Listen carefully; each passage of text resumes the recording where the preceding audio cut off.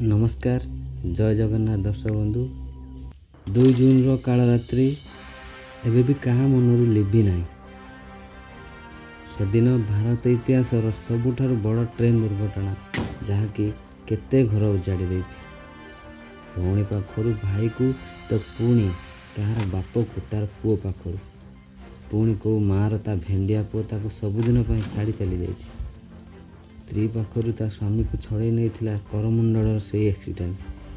से दिनर कथा मन पड़े आखि आगे से चित्र आम हृदय को दोहला देउछि। चारिआडे कुड़ कुड़ शव, कहार हाथ ना तो कहार गोड़, कहार शरीर खंड विखंडित हो चारिआडे छिटिकी पड़ता। बाप तार पुओ को हजार हजार शव भितर खोजी चली से दिन। हेले जगतर नाथ कोटि मौड़मणि प्रभु श्री जगन्नाथ लीला अपार। सी भक्तर दुख देखिपारती। भयानक ट्रेन एक्सीडेंट संपुक्त अभियुक्त मान पुलिस अरेस्ट कर रिमांड नहीं प्रभु जगन्नाथ ही संभव होती। पचरा उचरा बेले दोषी मैंने निज दोष स्वीकार कर प्रत्येक हो परोक्षे से घटना ही दायी।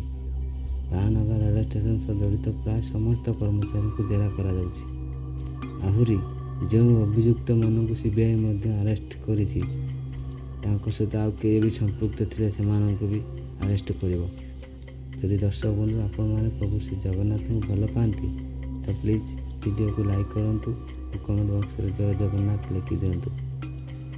गोटे ओडिया मौड़मणि जगतर नाथ जगन्नाथ क्या भी छाड़ेनि। जी भी घटना दोषी से दंड निश्चय देवे। दर्शक बंधु आम समस्ते प्रभु जगन्नाथ प्रार्थना करवा कि से अभियुक्त मानक उचित दंड दिंतु।